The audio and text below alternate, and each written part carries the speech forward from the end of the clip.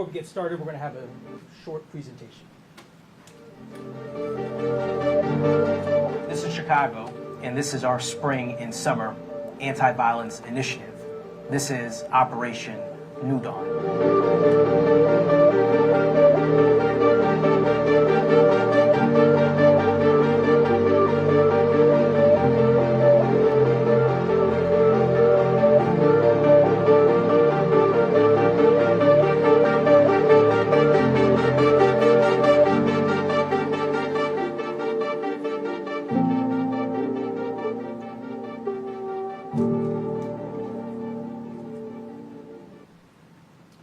Good afternoon.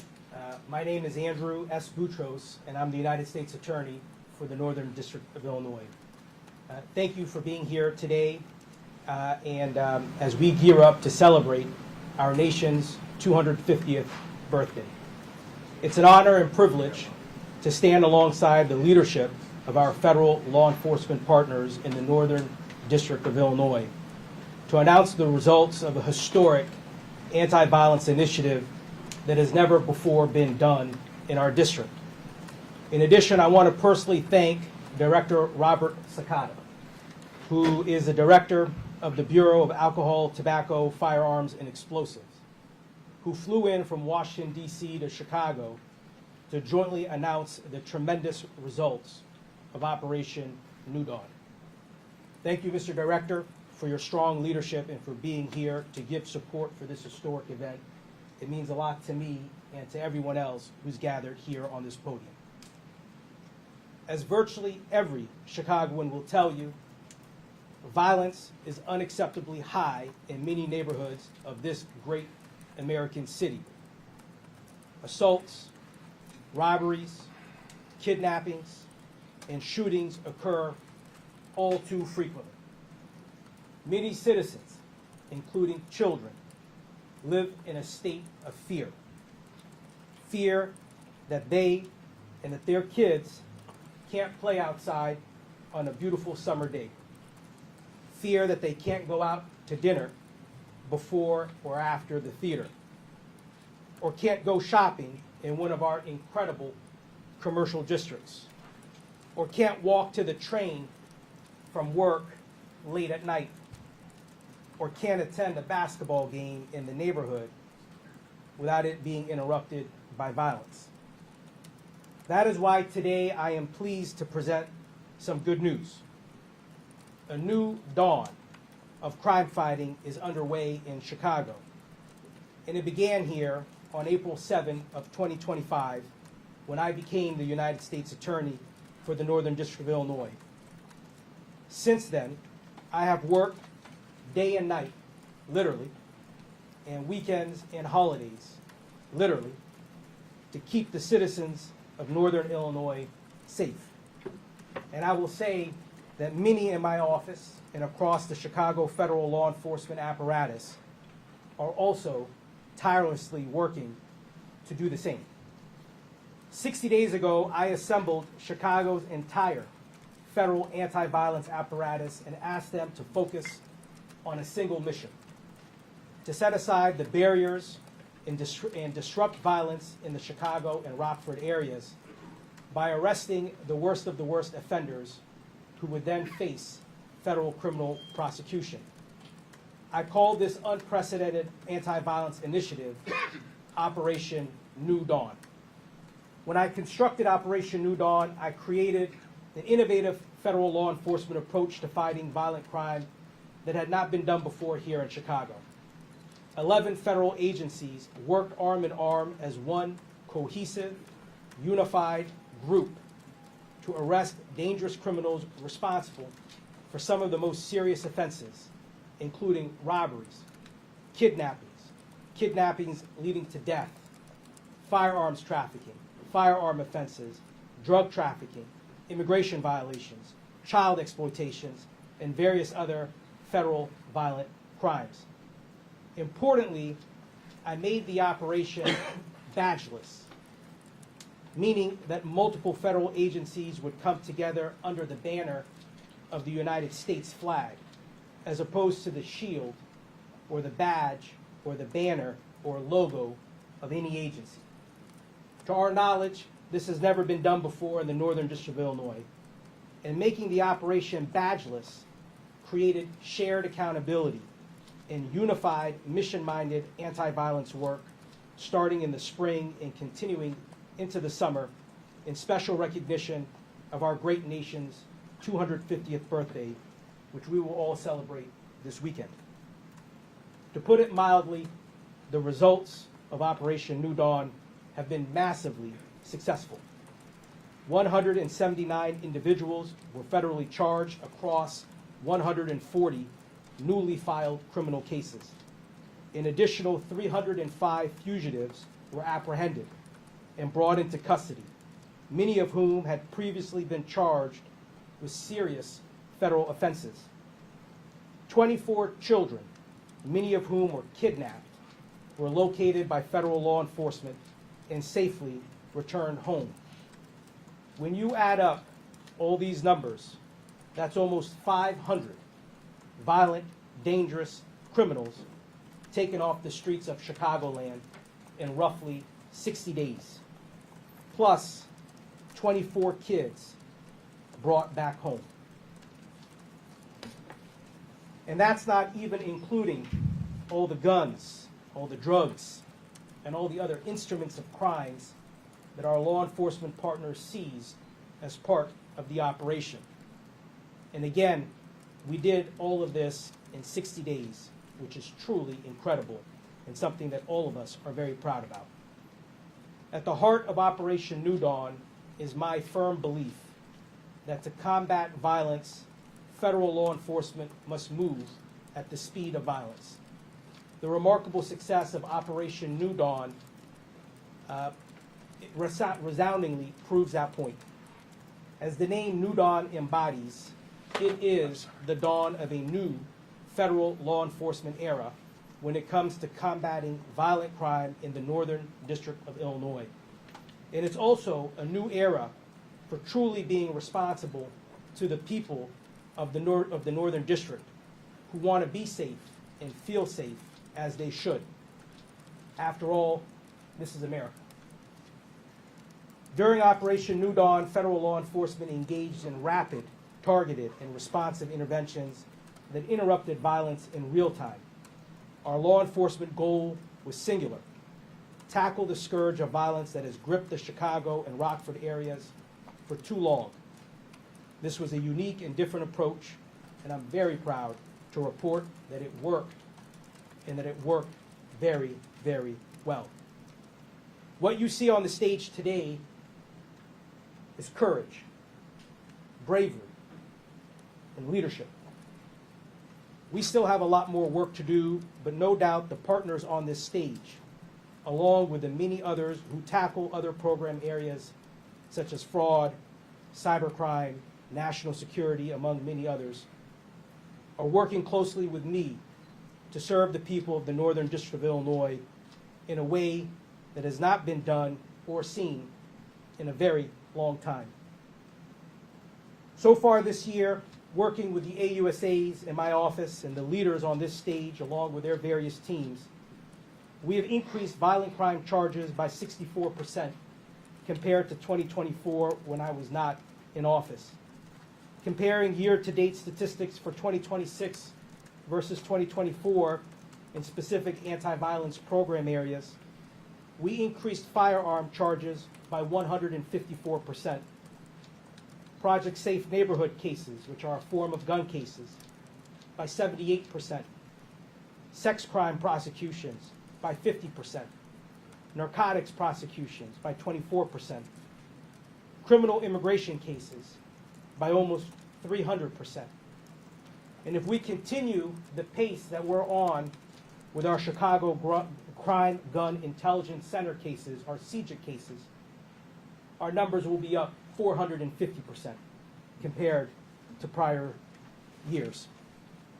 Operation New Dawn is representative of all the great work that the Chicago U.S. Attorney's Office and our federal law enforcement partners are doing to bring down violent crime and keep people safe. No distractions, no noise, no nonsense, no spin, no subterfuge, no treachery, no reckless reporting can take away from our results, from the incredible work that we are doing for the people and the unity of the federal apparatus that exists in Chicago, only a small cross-section of which you see on this stage here today.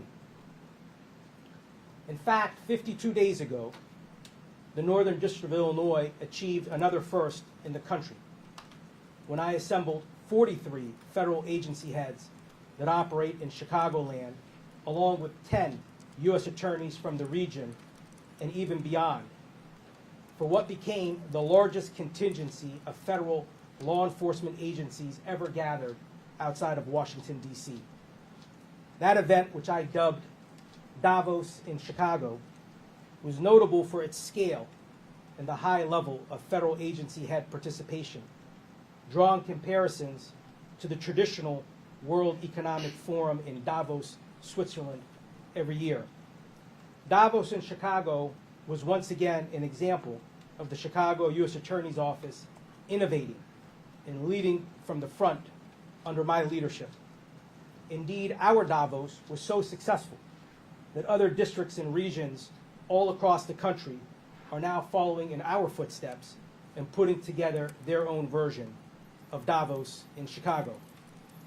I want to personally thank all the special agents in charge and other law enforcement agency heads for their exceptional and strong partnership in this whole of federal law enforcement operation.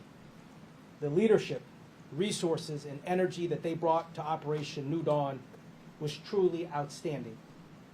Those thanks are extended to Christopher Ammon, my great partner of ATF, Todd Smith of DEA, Doug De Podesta of the FBI, Matthew Scarpino of Homeland Security Investigations, Diego Grimaldo of the Great Lakes Regional Fugitive Task Force, Marta Gravala of IRS Criminal Investigation, Arturo Hernandez of NCIS, Marshal LaDon Reynolds of the U.S. Marshal Service, Nick Buccarelli of the U.S. Postal Inspection Service, and Mario Pinto of the Department of Health and Human Services, Office of Inspector General.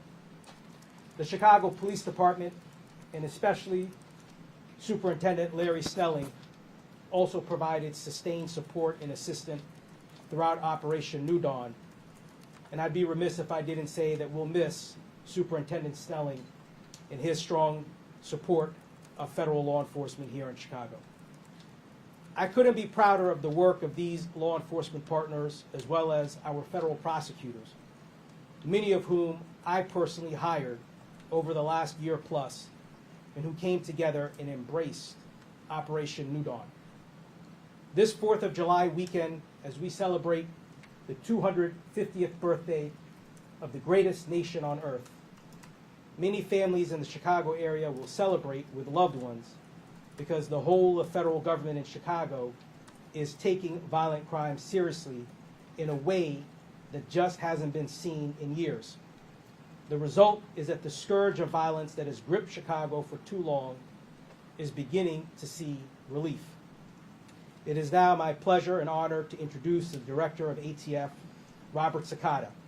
At the conclusion of Director Sakata's remarks, I will take a few questions, which hopefully will remain on topic. Director. Thank you. Good afternoon, everyone. Again, my name is Robert Sakata. I'm the Director of ATF.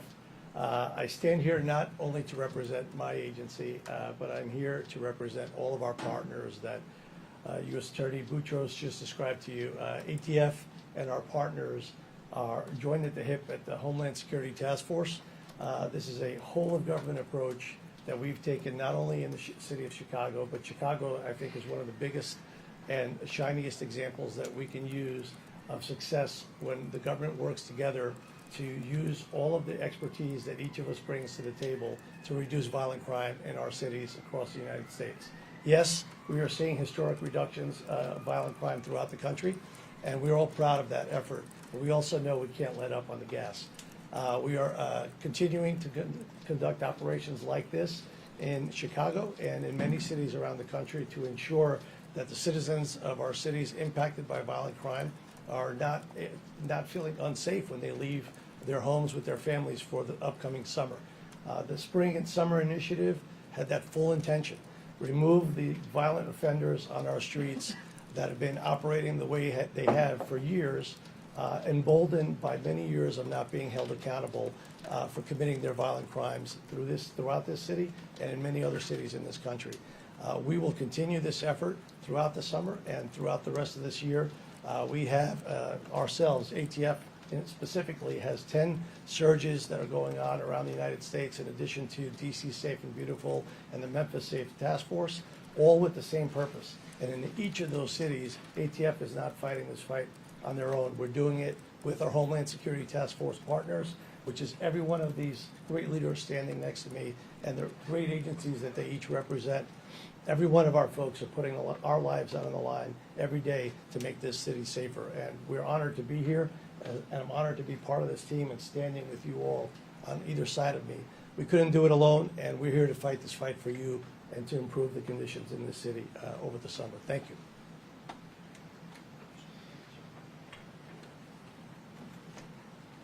So I will take some questions, but I do have a request. An enormous amount of work went into this operation. An enormous amount. 179 defendants, over 140 cases, 305 fugitives, 24 children returned home. Out of respect for the people who did this work, the federal prosecutors and the agents and agencies who are represented here, I'd ask that you keep your comments focused on what we're here to talk about today, because God knows that the people of this district are interested very deeply on this topic. So let's see if you all can stay on cue and ask some questions about violence and the anti-violence work that we're doing, and who can respect that request. So I'll take some questions and let's get started. Yes, sir. Sir, my name is Patrick Elwin. I'm with WGN TV. Can you take us inside the investigations here? Were these people already on your radar? Were they already under investigation? Were they wanted for bench warrants, et cetera? So the fugitive cases are all fugitives who are out there, many oftentimes murderers, rapists, child molesters, and other people who have warrants, and those fugitives were taken off the streets by the great work of the U.S. Marshals and the Great Lakes Task Force. In terms of the other cases, when you do an operation of this size, it's a combination of everything. So we had cases that are new cases that we brought to bear based on incredible investigative work, undercover work, proactive work that was done. There were also other cases that were in the queue, including wires, or at least a very large wire that was taken down during the operation. So it's really a combination of different approaches, both reactive as well as proactive, to put this operation together. Mr. Boutros, good afternoon. Michelle Gallardo with ABC7. Talk to us about the complexity of merging the efforts of 11 federal agencies into this operation. And also, I mean, Mr. Sakata referred to this efforts continuing, but does that mean the ATF, or is this Operation New Dawn now a permanent, ongoing effort? So we literally just took down New Dawn yesterday. So everything is happening very quickly, and we've been working around the clock to put this together. We wanted to take it down before the 4th of July because there's a tradition in Chicago for a lot of the anti-violence work to be done before the 4th of July weekend, to send the message also to those who might want to break the law. This was an experiment. This was an experiment. Could we pull it off? What would it look like? Would it work? Would law enforcement, in fact, set aside their territorial battles to the extent that there have been over the years, their factionalism, and could they come together and actually do this? And what these results show is a resounding yes, and that's why I couldn't be more proud of these fine men and women who are here. So I think that this is going to be the beginning of what I believe will be a reoccurring phenomena. It is something that I obviously want to discuss with my team and discuss with the leaders. And I also think that it's going to be exported to other districts and other places around the country, because success breeds imitation, and that's the fondest form of flattery. And so we're very proud of what we've done here, and I would not be surprised if we see other districts say, you know, we can do that as well. So I don't want to say absolutely, but why wouldn't we want to repeat these incredible efforts when we take 500 violent people or nearly 500 violent people off the streets. And I got to tell you, to return 24 kids back home to their parents, if that doesn't make you feel good, I'm not sure what will make you feel good. You mentioned- Terry Keshner, WBBM Radio. I was going to ask you about that. Can you give us a little more detail, a few more details about those 24 kids? Were those non-custodial cases, or anything else you can tell us about that? That incredible work was really led by the marshals, and they have a very proud tradition of working with state and local law enforcement to return children, both those who have been kidnapped as well as others that are which maybe are lost or can't be found. And so they put an enormous amount of resources, and it's a key area of their portfolio. But a certain number of those cases were kidnapped cases, and they brought the kids back home. Can you talk a little bit more about that? Were they living under assumed identities? How do they get into the system? I mean, I don't know if those who are doing that want to get involved or speak to it specifically, but we can maybe get to those details at the end, okay? But that's really a very much a marshal operation, and it was important to bring the marshals in. The marshals, for those who don't know, keep this courthouse safe. They keep the federal judges safe. They keep the U.S. Attorney's Office safe. They keep so many people safe. They do incredible work every day. And over the last year or so, we've seen some scary cases here in the federal courthouse. Some people know that there was a situation where someone brought in a bag and we thought it was a bomb potentially in there. And I swiftly brought charges and we charged that case. We've had an incident where someone brought in a loaded firearm, a loaded gun with lots of different bullets, fully magazine, ready to go to federal court. Why was this person bringing this gun in?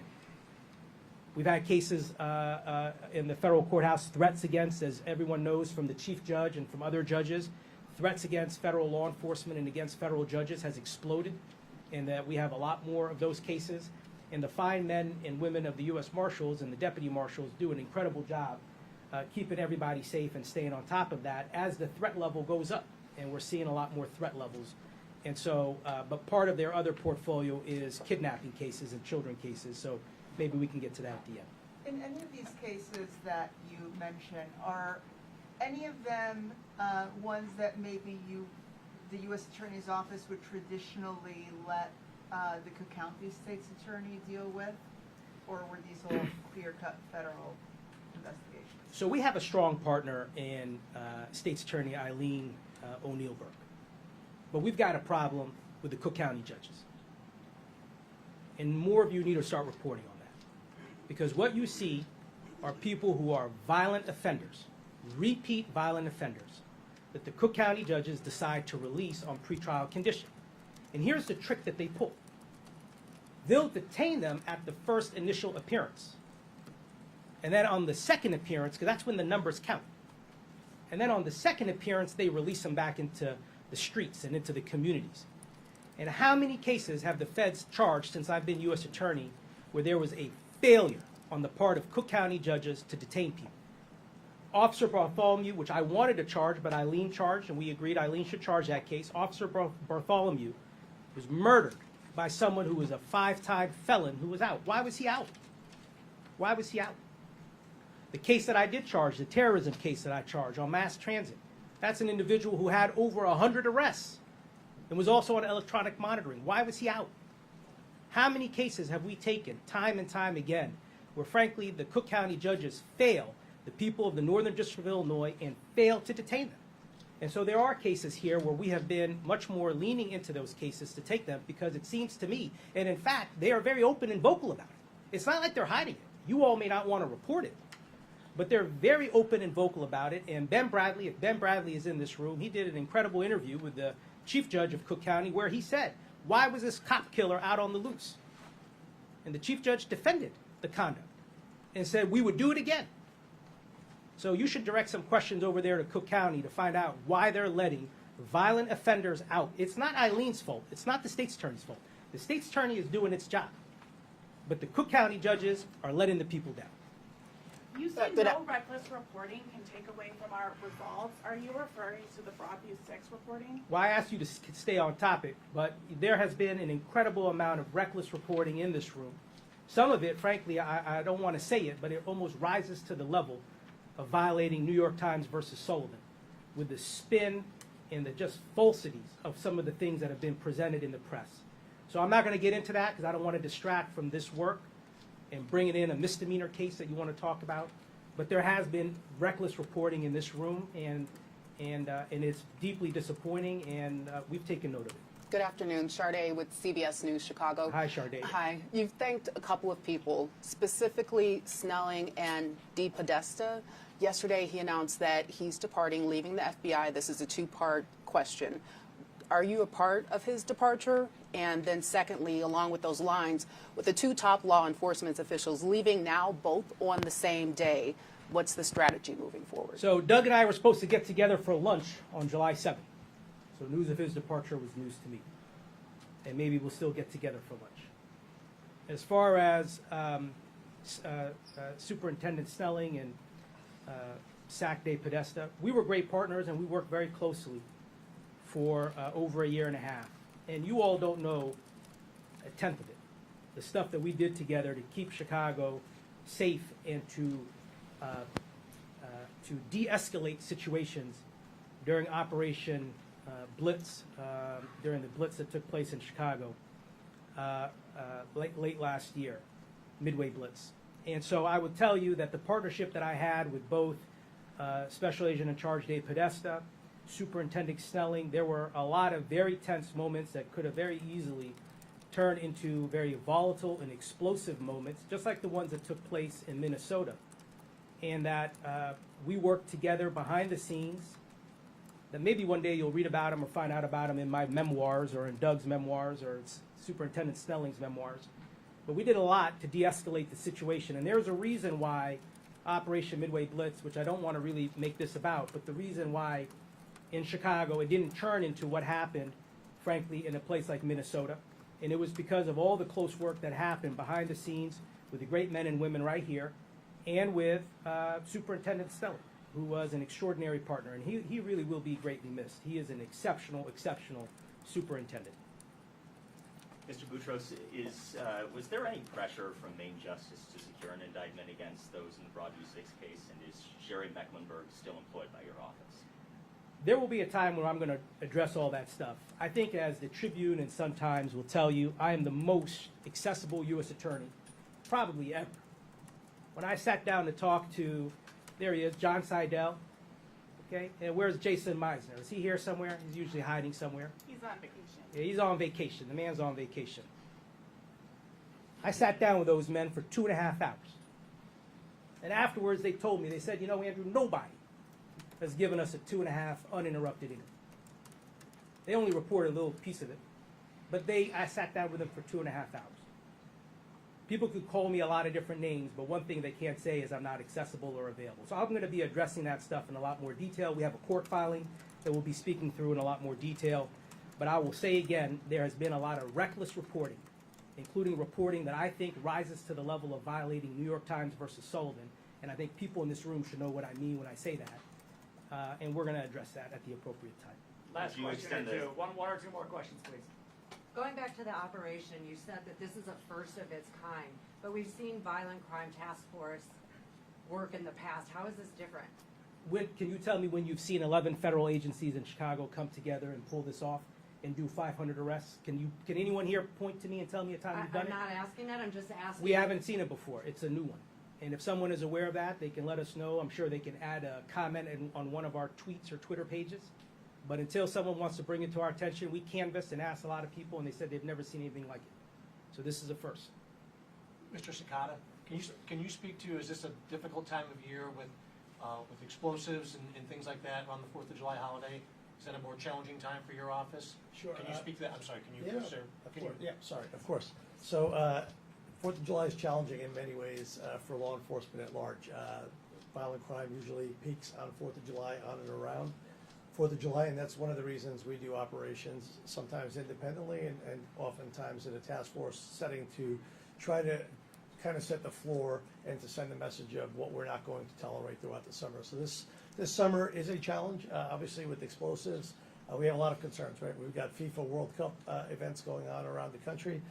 We did a lot of messaging to folks coming in from overseas where the tradition often involves bringing flares. over to different events and in celebration, lighting the flares, and sometimes flares get hot, spill hot material on your hand, you toss them on the ground, and what we didn't want to have is people being hurt with those. Those are not explosives, but can cause significant damage and actually contribute to acts of arson in the cities where we have these events taking place. We're obviously all working together very closely in our counter-UAS efforts as well during the different FIFA events, because we are very much concerned that a UAS platform could be used to deploy an explosive. What we're seeing overseas can come to the United States. We are all working very closely to prevent those types of things from happening in our cities. Ultimately, yes, this is just a challenging time of year for all of us. It's an all-hands effort, and I want to answer, I forgot who asked the question, but the question was, I think, ma'am, I think it might have been you, about what happens next, right? We're going to continue working together. Every one of us, and Special Agent in Charge Podesta and I worked together in headquarters at one time. I got an opportunity to see him today and thank him for his service and his contribution to our team's success over the years. So he's a great man, honorable man, leaving the Department of Justice, moving on to the next chapter in his life. That will come for me too. It will come for all of us, and we are not a machine that falls apart as one of us moves on. So we work very well together. We build up a succession plan to make sure that these great things that we're developing together can be passed on to the folks behind us to carry on the mission beyond all of us in the future. So I feel very comfortable that we're all going to be in good hands. And I want to second something that the director just said. We charged, I don't know, a week or 10 days ago, something like that. We charged someone with obstruction of justice regarding the UFC terror plot that was going to happen, or that was being planned at the White House. We put up yesterday in our X account, or formerly known as Twitter account, that individual was detained. And I'll tell you that I worked very closely with Doug Day Podesta, the special agent in charge during that operation, to bring about that result. And that's because at the end of the day, we're focused on the work and focused on the mission, and we rise above the distractions. And that case would not have been brought here in Chicago without the work and the dedication of Doug Day Podesta and his team. And that was just a few weeks ago. And as I said, I have a lunch scheduled with Doug for July 7th. I'll find out whether he's canceling or not, but I hope he doesn't, so we can do lunch together. So, you know, we'll miss Doug, but again, you know, things don't stop. It's the old expression: the king is dead, long live the king, right? So new leadership will come in, and that's just the way how things work. Okay. Thank you very much. Thank you.